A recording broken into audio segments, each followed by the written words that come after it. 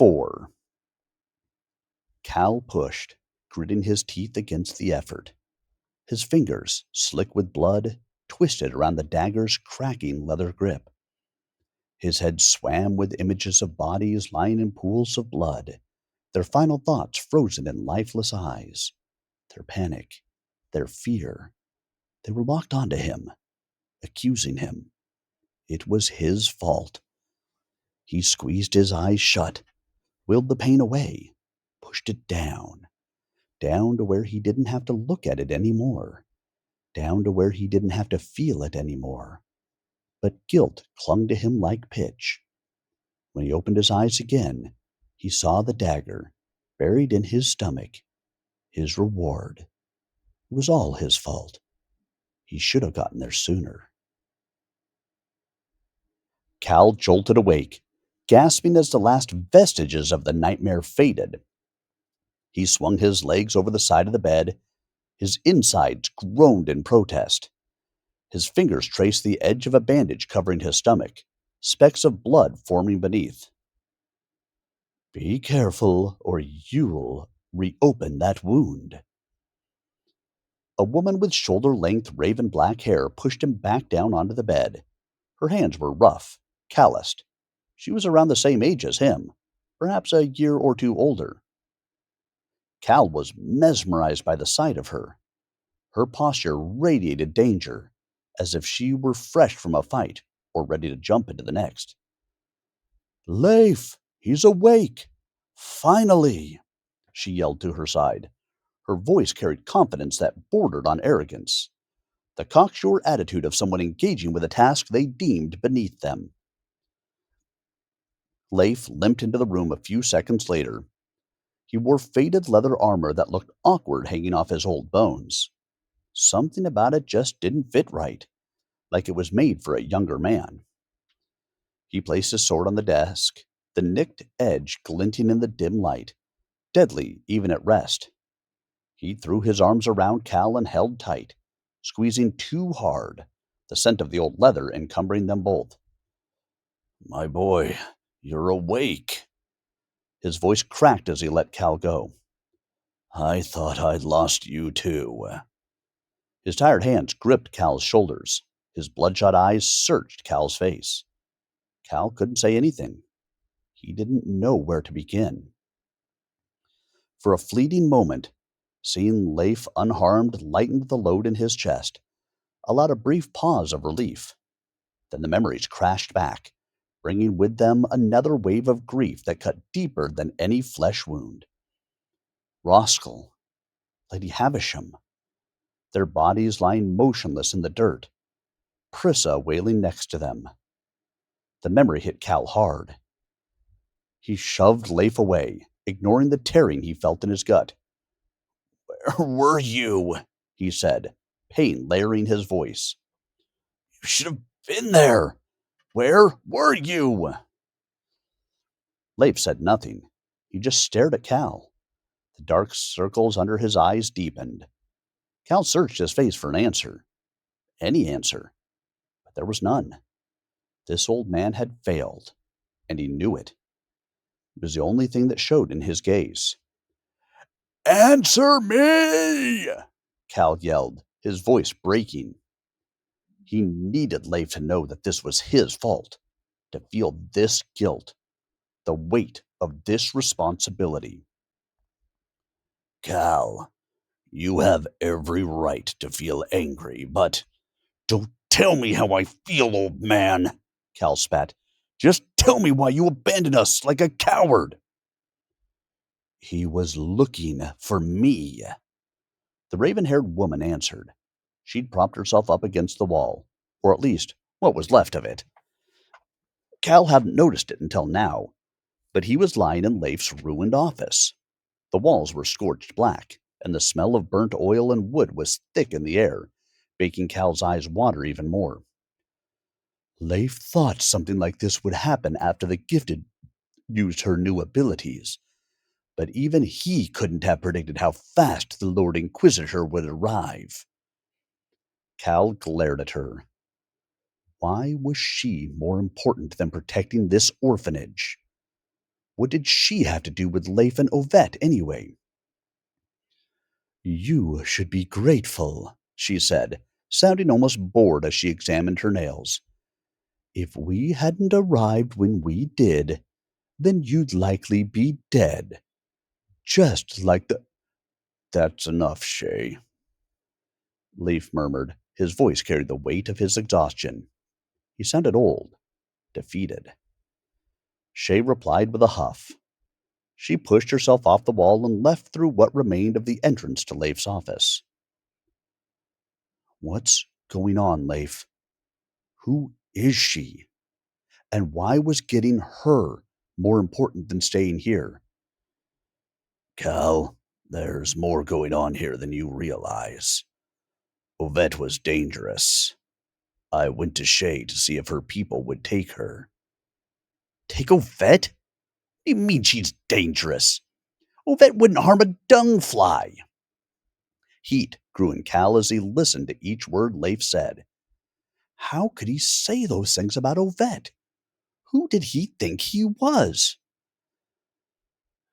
I know, Cal. I know, Leif replied. Talking was clearly draining him of whatever energy he had. But Cal didn't care. He moved over to the desk and sagged into his chair, the wood creaking as if it were about to break. Ovette's gift isn't like the others. It's far more potent. Think of all the varieties of the gift there are. Destruction, perception, force. Giftlings have the ability to channel and manipulate one of these. But even a giftling must practice this ability. And without the brand, channeling gift can be deadly. Yeah, I remember your lessons, Cal spat. Leif had warned about the dangers of being a giftling, that it wasn't an easy way out. Those born with a natural affinity for channeling were often drafted into the military, made prefects or worse, doomed to a life of servitude. But that's not what Cal saw. The prefects Cal had seen looked all too pleased with their new lot in life. They bullied those who couldn't fight back just as much as the Davins. You still haven't told me what this has to do with Ovette's gift. Impatience bled into his voice. He wasn't in the mood for another lecture. I'm getting to that. Gift is the foundation of life in Eudos. Each type is a building block for everything we can see, touch, or taste. It surrounds us, knits together the fabric that holds the realms together.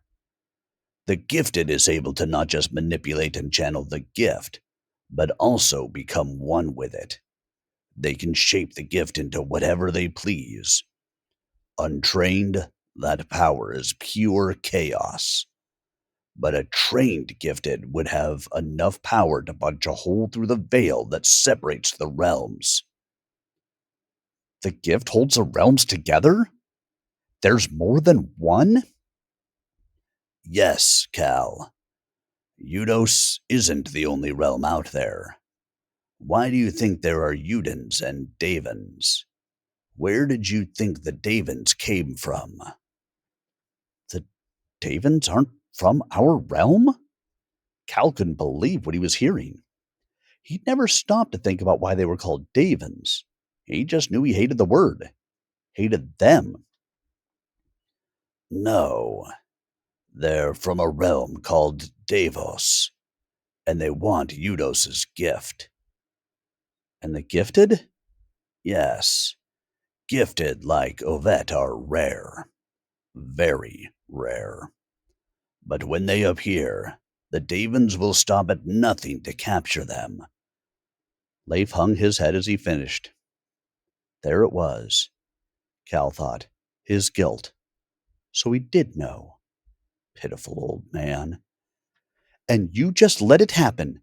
They came to our home, butchered our family, and you just let it happen. Cal, even if I was here, he replied, talking more to the floor than to Cal. There was nothing I could have done. You could have died instead of them, Cal barked, the words erupting from his mouth before he could stop them. A wave of dizziness and nausea overwhelmed him. His anger meant the words, but his heart didn't mean the cruelty. Still, he bit his lip and turned away from Leif, not ready to take the words back.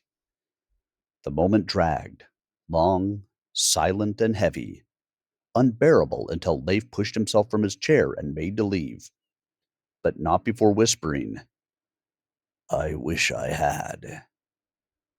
I'm going to get her back, Cal said, his declaration coming out strangled but no less certain. I don't care what it takes. I'll get her back. Leif paused, his shoulders sagging further. He took a deep breath and turned to face Cal once more, his eyes swollen from tears begging for release. No, Cal, it's too late. Before Cal could respond, Leif left his office. Cal wanted to go after him, but he was too tired, just now realizing how shallow his breathing had become. He felt the heat drain from his skin and his adrenaline fade as he sat staring at the door. His stomach surged with pain. He placed his hand over the bandage, trying in vain to quell the deep throb in his muscles, blood coating his fingers as he pressed down. With effort, he settled himself back into the bed, his eyes feeling heavy. Cal stared through a jagged hole in the ceiling, the wood cracked and flaking in the cool evening breeze. The sky looked peaceful, so quiet. The usual hustle and bustle of the nearby streets was absent. The area surrounding the orphanage must still be deserted. Igny's chain loomed overhead, its runic symbols glowing orange hot against the darkening sky. Cal couldn't see the great spire that the chain, and the others like it, was connected to, but he knew it was there. The chain's glow shifted and pulsed, the heart of the volcano still very much alive. He watched it for a while, allowing fatigue to creep through his limbs, welcomed it, in fact, before it took him. He turned his gaze to the sword Leif had left on the desk. He'd never seen a sword like it before. It didn't look all that different from the ones he'd made, but there was something more to it. Maybe it was just his imagination, but Cal swore he could feel something when he stared at it, like it wanted to be seen, yearned to be held, to be used. He was too tired to ponder the idea of a sword wanting to be used, and, before long, sleep took him. Cal woke to sunlight glaring at him through the hole in the ceiling. He raised his hand to shield his eyes, turning his head in the process. Shay leaned over a wooden basin, washing blood off her hands with a roll of bloodied bandages crumpled next to her. Cal brushed his fingers against the fresh set on his stomach, feeling along the neatly fastened edges. Thanks, he grumbled. He meant to show more thanks, but the word caught in his throat. Thank Leif, Shay replied, not looking up. Instead, she continued to wash the blood, his blood, from her hands. He did most of the work. I just helped. Right, Cal muttered, laying his head back into the pillow. His limbs were heavy, too heavy to lift. Each breath felt like a chore. His mind circled back to Ovette again and again, unable to think of anything else. Shay dried her hands on a cloth and wandered over to the sword that was now hanging on the only real wall left in the room. There's more to that old coot than meets the eye, huh? She continued, speaking more to herself than to Cal. And where do you suppose he got this from? How should I know? It's just a sword. Probably bought it in the Stokes. Cal replied. His head throbbed, and he was in no mood to be playing mind games with someone he didn't know. Something about the way Shay held herself told him that he wasn't going to get the peace and quiet he wanted. But then again, she had saved his life. He figured she at least deserved to be indulged for a while. She lifted the sword from its perch, her arms drooping from its weight. Huh, heavier than I expected. She tested the edge of the blade, swishing it through the air in clumsy sweeps before resting the flat of it on her palm. Her fingers followed along the nicks and cracks in the blade as she tutted to herself. What a waste. The sword didn't look right in her hand. She held the hilt at an awkward angle, her wrist bent up too much, compensating for its apparent weight. Cal got the sense that longer blades were not her style. What's so special about it? Cal asked. Her finger stopped mid scan, and she let out an exaggerated sigh. You really don't know anything, do you? Her tone dripped condescension. She kept her eyes on the nick in the blade that her finger rested on. Whatever, Cal said. I'm too tired to play games. He tried to move, tried to do anything other than lie there, but his body refused to obey. Suit yourself. She pursed her lips, replaced the sword back on its perch, and made for the doorway. Pausing at its ruined frame, she tilted her head back. I know where she is, where they're keeping her. What? Leif won't do anything, but I'm guessing you want to. I can take you to where they're keeping her. Her tone changed. Her demeanor shifted. Now she was all business, matter of fact. You'd help me? Cal replied. Why? Who are you? She took a moment, breathing in before she answered. Sorry, personal details ain't part of the deal. But if you want my help, come find me before I leave town. I'll be at your secret little hideout. What? How do you? Cal started, not sure how to broach the question. We've had our eye on you for a while, Cal, she smirked, confident and cocksure all over again. We? She turned and continued to back out of the door. See you soon, handsome. Her smirk widened as she left. Half-baked ideas of storming some villainous castle with Shay's mysterious allies at his back flashed through Cal's mind. How many people did Shay have with her? Dozens? Hundreds? Was she part of the rebellion? He felt giddy just thinking about it. The wound in his stomach still pained him, but the giddiness brought on by Shay's offer was enough for him to ignore it somewhat.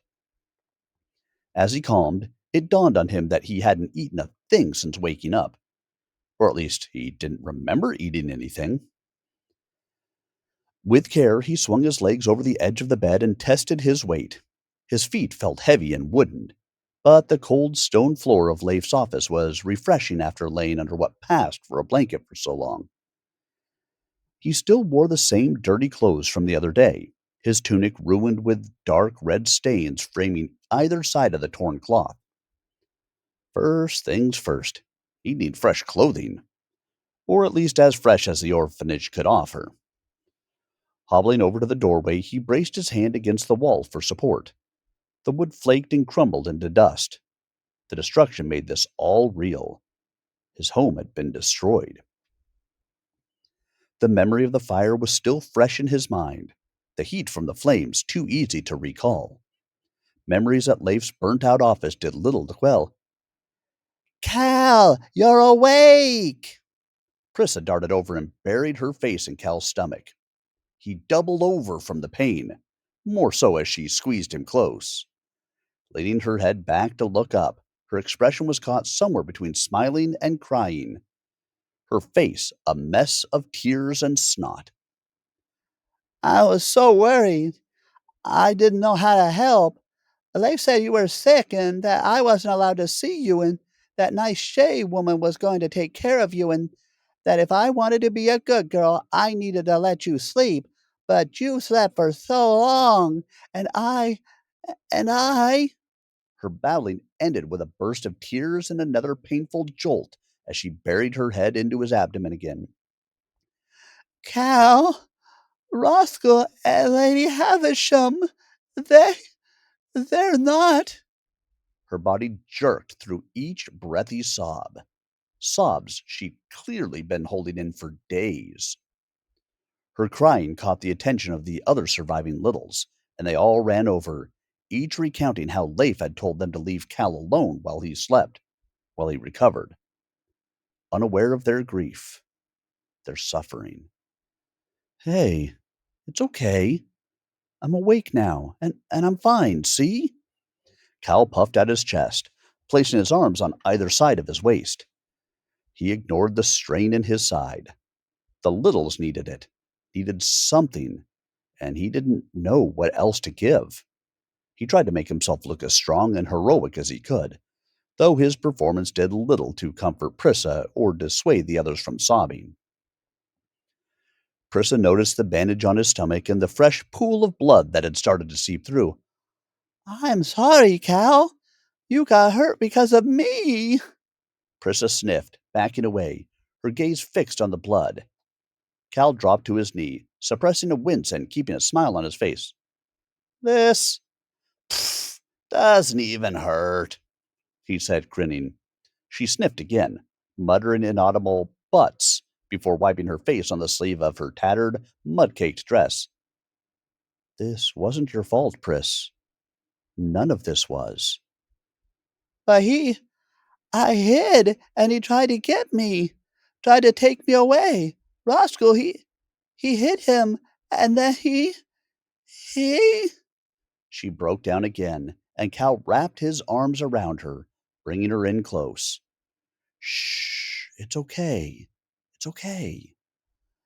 Leif, Leif says I have to say goodbye today to Roscoe and Lady Havisham. Her hiccuping sobs replaced her snivels, shaking her small frame. Say goodbye? What do you mean? Cal asked, already afraid of what her answer might be. Leif says they need to go on their final journey, and we have to help them. He's outside now, building. Prissa's gaze wandered to one of the few remaining windows. Outside, visible through the soot-stained glass, Leif was stacking small logs on top of one another, crisscrossing the rows. A funeral pyre. What's Leif building, Cal? Prissa asked. Her voice was distant, and now that she'd seen it, she couldn't take her eyes off the stacks of wood. She was too young to understand what they were, what it meant for your body to be burned away by fire.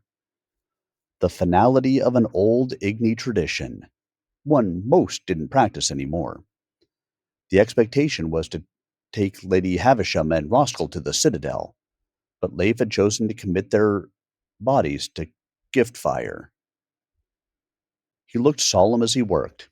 He'd removed his faded leathers, looking more like the Leif that Cal was used to. Except that wasn't who he was. Not anymore. He strained against the weight of each log, patches of his shirt clinging to his skin. Cal's fingers twitched.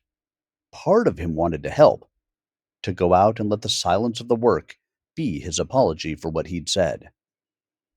Cal clenched his fists until his knuckles whitened, and he turned away from the sight of Leif. Pris, I need to get changed. Did any of my things survive the fire? He said, tone flat. Uh, yeah, she stuttered. His sudden change in demeanor took her by surprise. That new lady put your stuff in your room.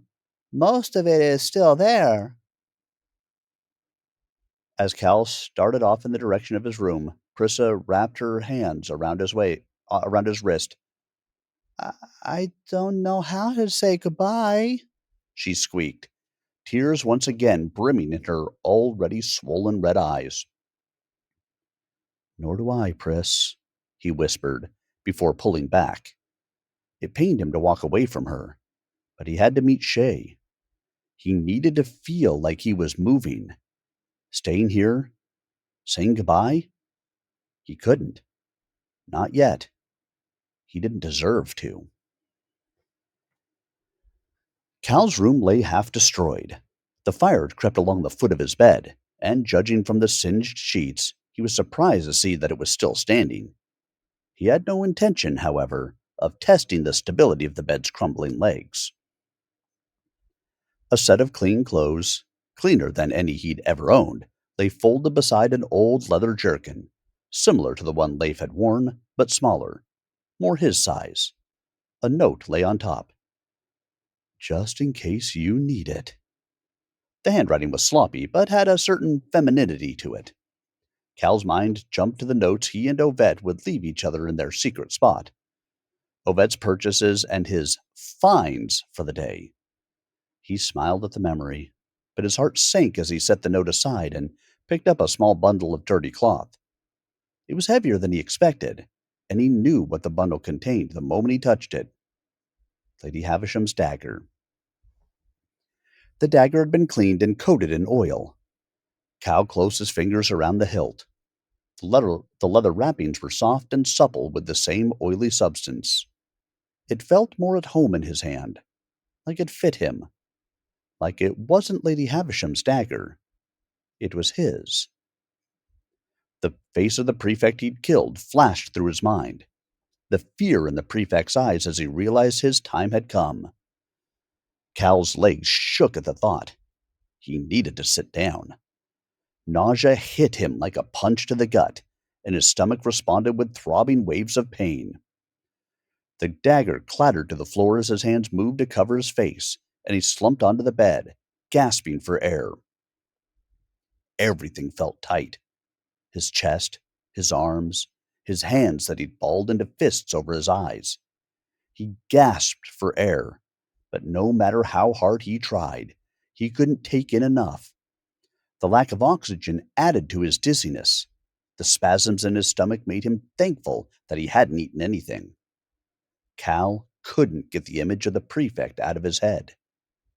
He didn't know which was worse, that he'd taken his life, or how easy it had been. He moved his sweaty hands from his face and rubbed them against his pants. Something was heaped next to the dagger, poking out from the bundle of cloth. Patchwork material that looked older, worn down. Ovette's coin pouch. He remembered her slipping something into his pocket before she was taken. His breathing eased as he pictured her staring at this ratty old thing, thumbing the patchwork and refusing his offers to make her a new one. All the tension he felt streamed down his face, tears wet and unstoppable. He felt as though a weight had been lifted off his chest. He looked at the dagger again, swallowed hard, and picked it back up off the floor. Calming himself, he wiped away the tears and threw on the fresh set of clothing. The leather jerkin had a smell that was difficult to ignore, but it fit him well enough. He turned back toward the door and was surprised to see Prissa standing there. "Priss, I—" "Leif wants to see you," she mumbled, scuffing the floorboard with her shoe. "He's in his office." She raised her eyes to peek at Cal, eyeing the dagger he'd attached to his belt, before rushing off back down the stairs. Cal took one last deep breath and made his way after her. Leif sat behind his desk, eyes fixed on his sword hanging on the wall. He didn't react to the creaking floorboards as Cal entered. Didn't turn his gaze when Cal took the seat opposite him. For a while, the silence stretched between them, Cal watching Leif while the old man studied his sword. Shay's words echoed as Cal considered Leif's mysterious past. He never talked about his life before the orphanage, but Cal knew he hadn't been born in Igni, and that he'd left his old life behind when he'd taken over the orphanage. Cal's scowl deepened until Leif turned his head to meet his gaze. Age and fatigue dragged on Leif's skin and darkened the rings under his eyes. This seemed like it was a new permanent look for him. No more warmth and laughter lines. Just one more thing that had changed. "I know you're angry with me, Cal," he said, his voice hollow like he was going through the motions, ramping up to something. "And believe me, I wish I had been here. I wish it had been me who was taken, or was—" He stopped, and Cal was glad he did. Cal didn't need reminding of what he'd said to him. He wasn't ready to apologize or say he didn't mean it, but he also didn't need to hear it again. What's done is done, Leif continued, avoiding eye contact. We need to start thinking about rebuilding this place. Make sure the little still have somewhere to call home. We need to start moving on. Cal didn't answer, just continued to stare. He knew what Leif was going to ask. To stay, to take over his role, and look after whoever was left, to abandon Ovette. I can't do that alone, Cal. I'm too old, too tired. I need you here with me. They need you here, he said, gesturing with his chin toward the rest of the orphanage. Cal swallowed hard, his throat tight. Heat rose in him again. What about Ovette? He asked, trying his best not to sound bitter. But the bile in his throat told him he was failing. Should we just move on? Forget about her? That's not what I mean. You know that. Then what do you mean? Cal said.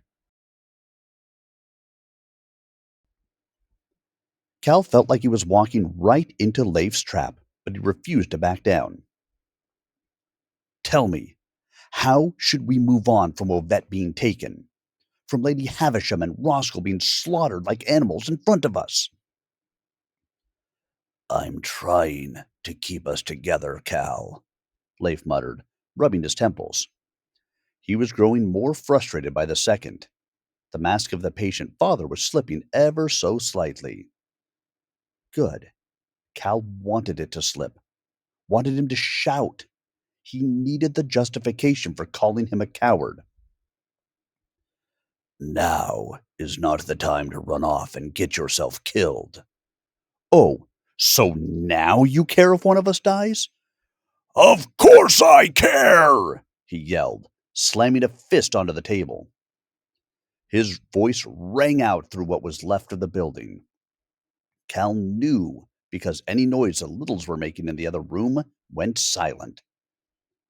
Funny way of showing it, Cal muttered. He was surprised and a little disappointed that he didn't feel an overwhelming urge to bite back, to rise to meet Leif's outburst with his own. The redness in Leif's face receded. He shook his head, the movement near imperceptible, and staggered to his feet. We're holding the pyre tonight. Saying goodbye, he said, his voice devoid of his previous aggression, returned instead to the tired old man he'd become. They need you to be there. Ovette needs me more, Cal replied, lifting his gaze to the sword on the wall. Leif stood and hobbled out of his office. Cal waited, motionless, for the desire to chase after him and say sorry to die in his chest. Sorry wasn't going to fix anything. Not wanting to waste another second, Cal stood, hauled Leif's sword off its perch, and climbed through the broken wall that led out into the street. Sorry wasn't going to get Ovette back.